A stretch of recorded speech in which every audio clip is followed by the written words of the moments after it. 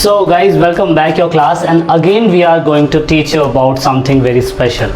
दोस्तों जैसे कि आप सभी को पता है कि हम क्लास 11th एंड 12th के स्पेशल कंटेंट तो डालते ही रहते हैं, स्पेशली आर्ट्स के स्टूडेंट के लिए।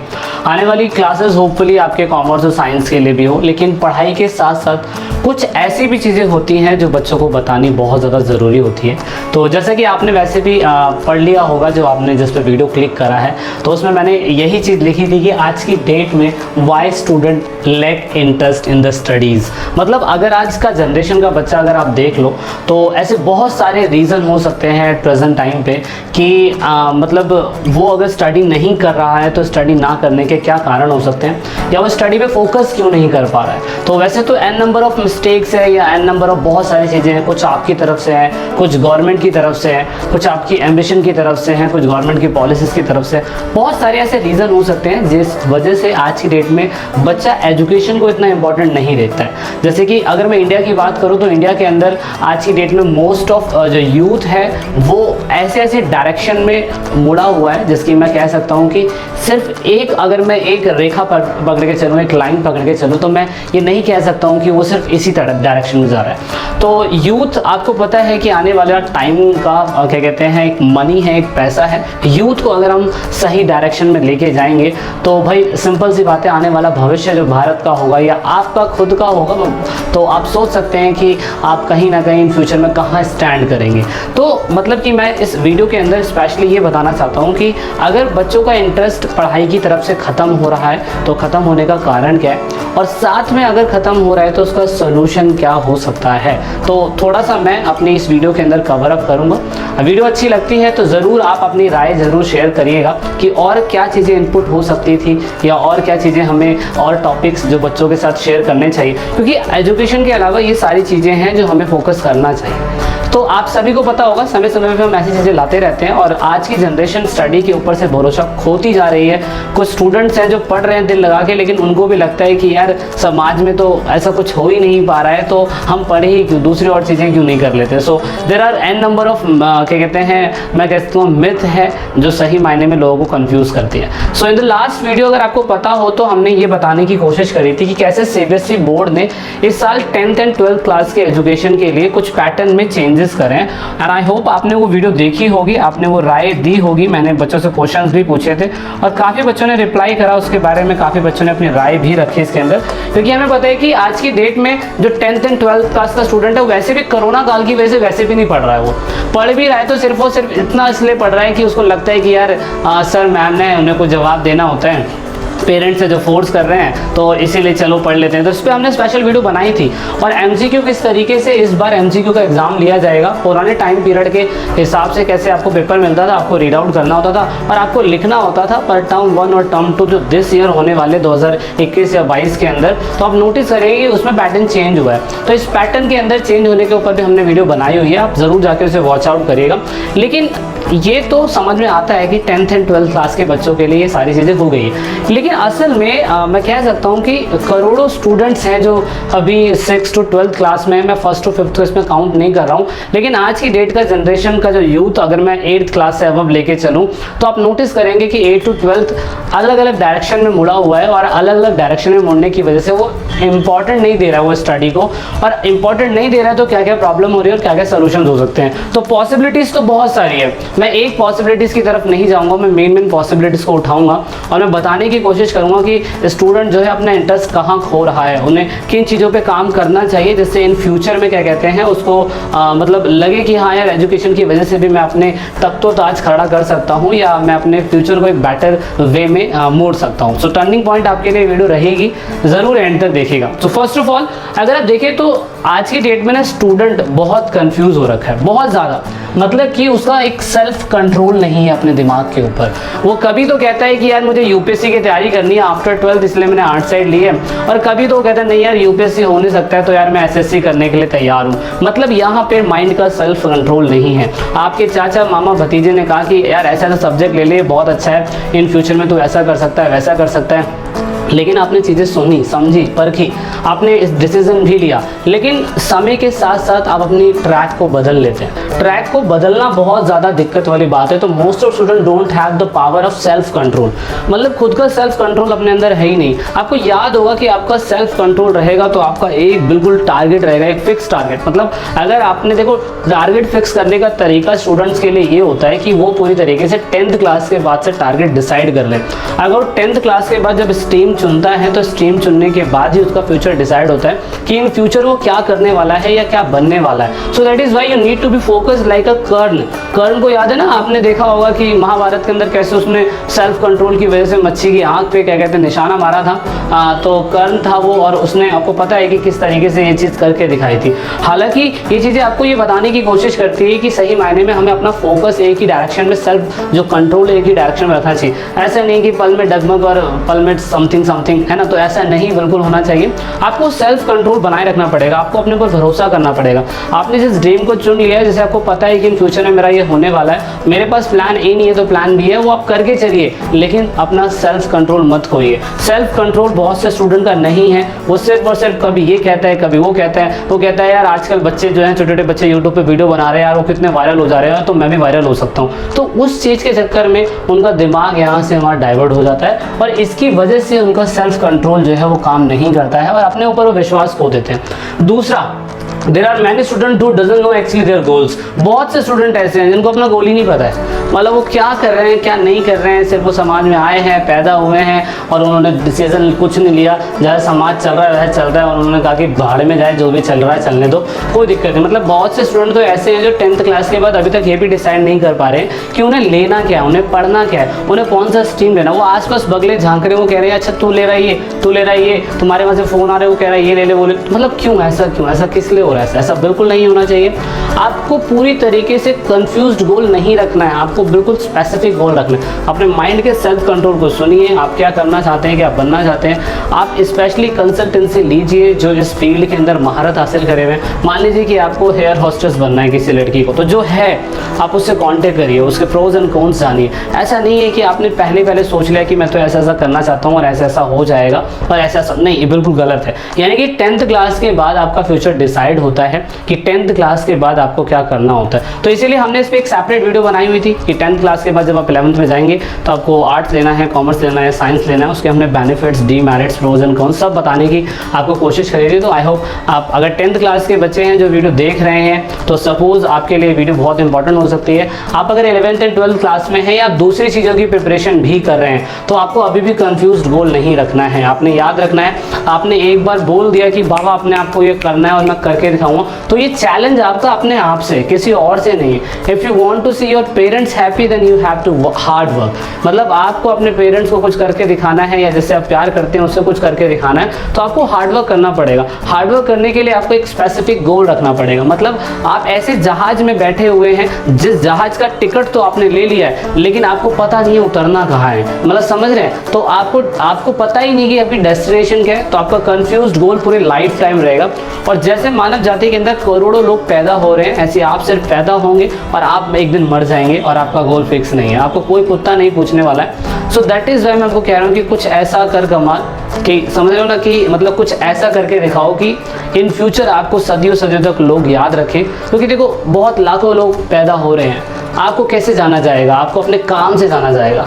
आप अपना गोल डिसाइड करेंगे तो आप उस पर काम करेंगे और काम करेंगे तो आपका नाम होगा, नाम होगा तो दौलत शौहरत सब कुछ आता है इंसान के पास, समझ रहे हैं। तो ये चीज़ें बहुत इंपॉर्टेंट है। स्टूडेंट की कंफ्यूजन सबसे ज़्यादा आज की डेट में ये देखने को मुझे मिलती है, वो एंड तक कंफ्यूज है, पढ़ना क्या है, कैसे पढ़ना है, कितना पढ़ना है, इसको कैसे पढ़ना है, उसको कैसे पढ़ना है, कंफ्यूज ही रहते हैं हमेशा, 24 घंटे कंफ्यूज रहते हैं। तो वो चीज़ें आपको दूर करनी होगी, इन चीज़ों पे आपको काम करना होगा।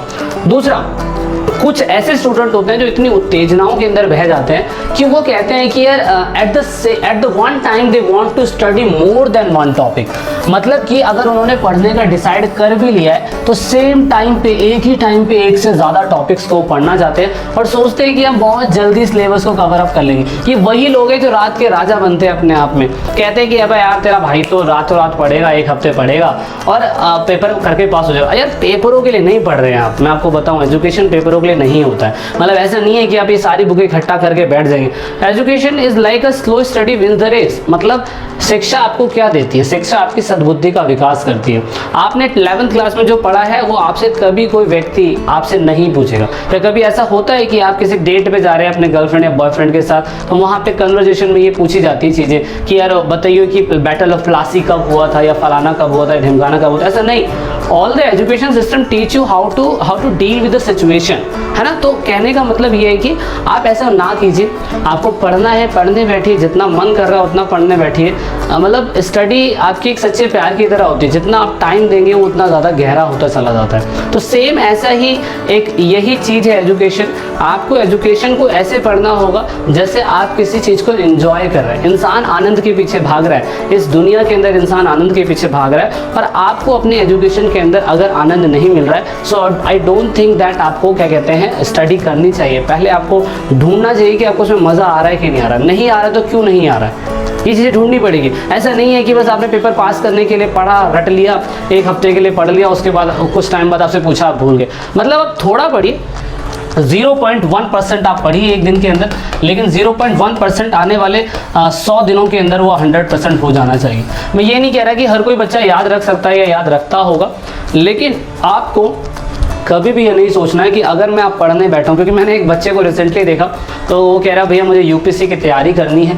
मैंने कहा यूपीएससी की तैयारी करने का मतलब ये नहीं कि मुझे गोलगप्पे खरीद के खा लेने, है ना। तो यूपीएससी की तैयारी करने के लिए आपको एक माइंडसेट बनाना पड़ता है। आप तैयारी करना चाहते हैं तो क्यों तैयारी करना चाहते हैं? ऐसे बहुत से बच्चे होते हैं यूपीएससी की तैयारी करना चाहते हैं, सारी बुक्स परचेज करके ला के रख देते हैं। मतलब कोई सोचता होगा, उसे घर में आके कहता होगा हाँ यार बंदा यूपीएससी की तैयारी कर रहा है, लेकिन फ़ायदा क्या है ऐसा? आपने बुक्स ला के रख ली, आप पढ़ रहे हो नहीं, सारी बुक्स ला के रख ली। तो कहने का मतलब ये है कि आपको स्मॉल बबल के अंदर नहीं रहना है। अगर आपको चमकना है बादलों में, तारों में, तो आपको ध्रुव तारा बनना पड़ेगा। वो आग आपको अंदर जलानी पड़ेगी।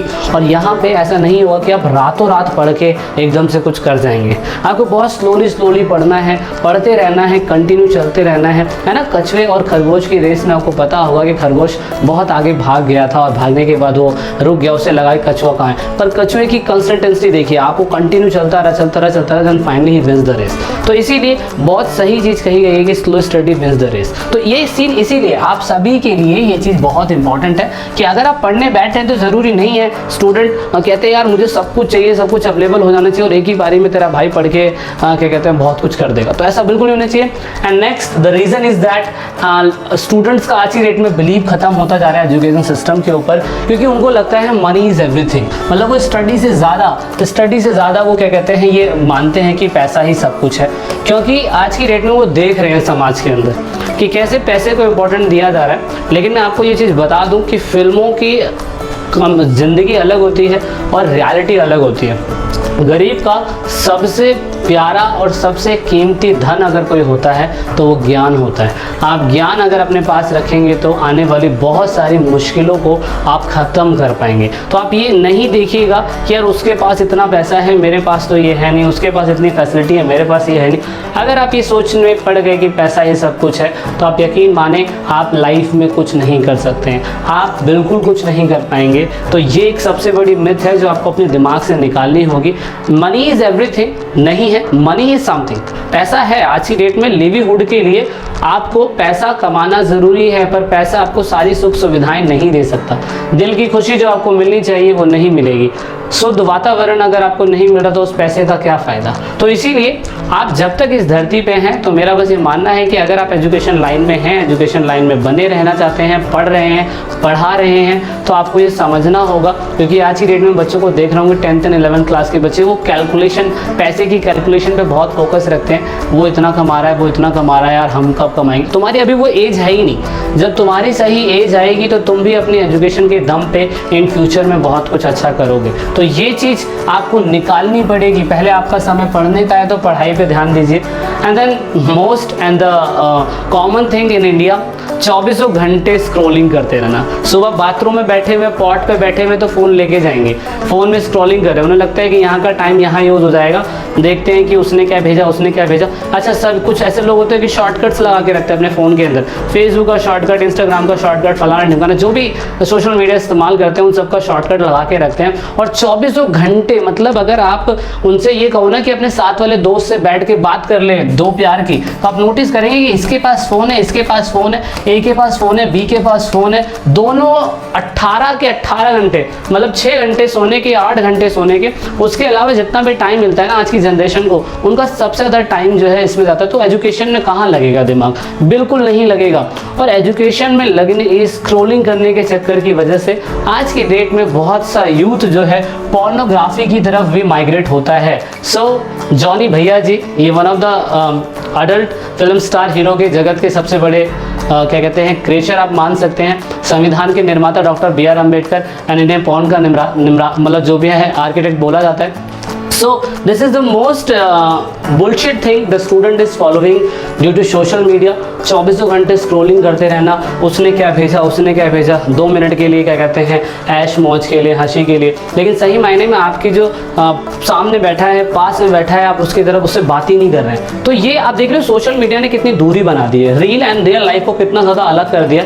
वो 24 घंटे स्क्रॉलिंग कर रहे हैं, लेकिन इसका एक नेगेटिव पॉइंट ऑफ व्यू ये होता है कि बहुत ज़्यादा स्टडी से दूर होता चला जाता है। आप इसका इस्तेमाल उतना ही करिए जितना क्या कहते हैं आपको इसकी ज़रूरत है। ऐसा नहीं कि 24 घंटे से पढ़े रहे तो आप एजुकेशन के सिस्टम पे कहाँ पे ध्यान देंगे। दिमाग तो पोर्नोग्राफी की तरफ गया पड़ा है और फिर आप एक तरफ एजुकेशन की तरफ फोकस करने की सोच रहे, दिस इज़ नॉट पॉसिबल, ये ऐसा नहीं हो सकता। और दूसरा सबसे बड़ी जान स्टूडेंट्स की इन्होंने खा रखी है। स्टूडेंट का इंटरेस्ट एजुकेशन पे इसलिए नहीं है क्योंकि पोर्नोग्राफी के अलावा अगर मैं दूसरा एग्जाम्पल दूँ तो आपको क्या कहते हैं यहाँ पे फ्री फायर और पबजी जो है $750 बिलियन क्या कहते हैं खर्च करा गया इंडिया के अंदर। क्योंकि इंडिया को लोगों को पता है, जिन्होंने पैसा खर्च करा उन्हें पता है कि इंडिया के अंदर लोग बहुत वेले हैं, वो बहुत वेले हैं, 24 घंटे इस पर लगे रहते हैं, 24 घंटे लगे रहते हैं। So that is why education की तरफ फोकस नहीं हो पाता है बच्चों का। तो आपको इन चीज़ों को थोड़ा सा डाइवर्ट करना होगा, कम करना होगा, और इसी वजह से फिर आप क्या कहते हैं चीज़ों को समझ पाएंगे कि असल में असली वैल्यू पढ़ाई की क्या होती है। क्योंकि ये चीज़ें आपको इतना जकड़ चुकी हैं, इतना ज़्यादा आपके दिमाग के अंदर हावी हो चुकी हैं